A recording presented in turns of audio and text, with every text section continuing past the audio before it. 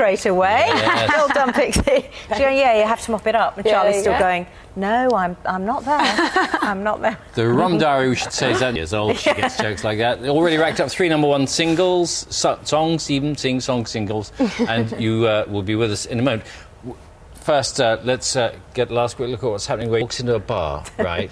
The barman says, no, we only do beer, wines and spirits, yeah? In a moment, he's been recovering from listening to 2 very bad jokes and holding up remarkably well. Very polite laughter, I thought. Yeah, just kind of nervous laughter. Yeah, that's good. That's good. She and smiled. a glazed expression of that. That's a rubbish joke. Yeah, we'll get... That's the new single with Pusha T. It's a bit edgier, isn't it, than the last album? I guess so, yeah. I think the song is definitely different to the previous singles I've released, and it's kind of just got more attitude, so the video has to match, I guess. The first album took a lot longer to prepare for. I mean, didn't you start writing when you were about, what, 13 or something like that? And... Exactly, yeah. I started writing the first album when I was 13, 14, and it didn't get released till I was 18. That's when Mama Do came out. So, yeah, it took about 4 years, and I was really frustrated because I thought I was ready at 14 to release it, so I was like, what's going on? So, haven't you? Pretty much. I started writing this one at the beginning of this year in January, and we just finished it. I wrote about 70 songs this year, but we've only... Since January? Since January, because I was in the studio basically every day, and, you know, just working hard. Right, so who decides which ones to...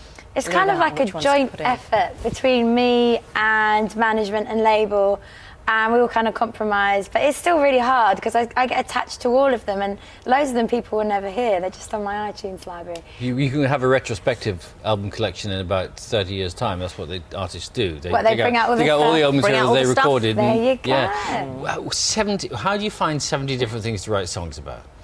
What's the range here? It's kind of just about how you're feeling, really. I think the best songs always come from, you know, personal experience. Like if I'm really, really sad, I've had an argument with someone, and it makes me want to write a song. They always come out much better than just, oh, let's write a song about blah, blah, blah, blah. It has to be when it's from personal experience. Do you feel sad very often? Really, really sad? I think everyone feels sad, don't they, sometimes? Yes. But I'm generally a happy person. Young, foolish, happy? Young, foolish and happy. Was that how you... That's how I feel I am. I just, it was the only thing that I could think of, like the only phrase I could think of that suited this as like my second album. And it's a song that I grew up listening to by the Tams, Be Young, Be Foolish, but Be Happy. And I always just loved the message and the meaning. And I thought it just... And there's a bit of mouth organ on there, and I thought, God, somebody's doing a really good impression of Stevie Wonder on that. How did they wonder? Yeah, it's crazy. He sounds amazing on it, doesn't he? I don't think anyone can play the harmonica like Stevie. But, so how did that come about? To be honest, it kind of accidentally, it kind of happened before I realised. Like, Stevie Wonder is my all-time favourite. He's my biggest idol. It's who I grew up listening to. And I was in the right place at the right time in a restaurant in LA, and I think there's so much like opportunity just hanging around whilst you're in LA. And I bumped into an old friend. Didn't realise that he was friends with Stevie and was meeting him like soon, and we were about to leave and he said, oh, don't leave just yet, I've got a friend to introduce you to. And I was like, oh, okay, probably just thought it was just like a random person. So I stayed, and then in walked Stevie Wonder, and I was literally like, I was so overwhelmed. So what did you say to him? I was just so shocked. I shook his hand and I was like, oh my gosh, I'm a massive fan, it's such an honour to meet you. And he was the loveliest man ever. It was such an amazing experience. Then I ended up writing a song with my friend, and Stevie heard it and he loved the song, and then he put down his part. So my friend's actually Adrian Gervitz, who was an artist a few years ago. I don't know if you've heard of him. No. It'll ring a bell in a minute. All About Tonight was the #1 hit. Should we remind ourselves of it? Okay. Now, Adrian Gervitz, we have now discovered, wrote Gotta Write a Classic. Yes, that's the one. Gotta Write It in an Attic. Yeah, exactly. That's the one. Now we know.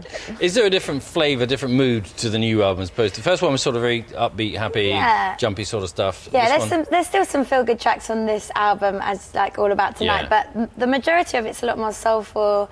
It's a lot more mature. I think because the first album I started writing when I was 14, and some of the songs I did then made it onto the album, whereas this one I started this year, now I'm 20. So I feel like we just moved on a bit more. And yeah, my influences come through more because I grew up listening to soul music like Stevie Wonder, and definitely comes out a lot more in this album. You're a guest judge on X Factor. I was last year. Yeah. So are you watching this year?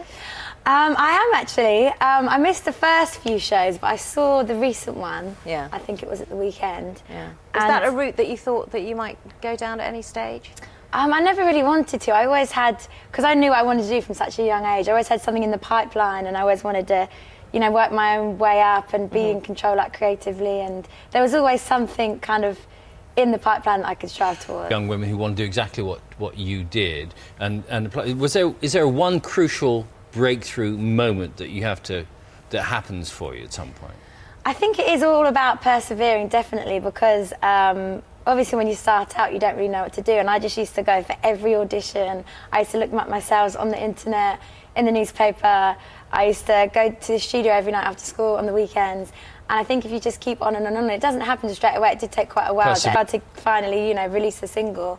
But if you can't imagine doing anything else, then you just keep on at it, I guess. But 70 songs, just thinking about it. I mean, where do you have a notebook Pretty with much, you all the yeah. time? When you're in that stuff period, down? yeah, definitely, because the beginning of the year was just focusing on writing the album, so I had all that time.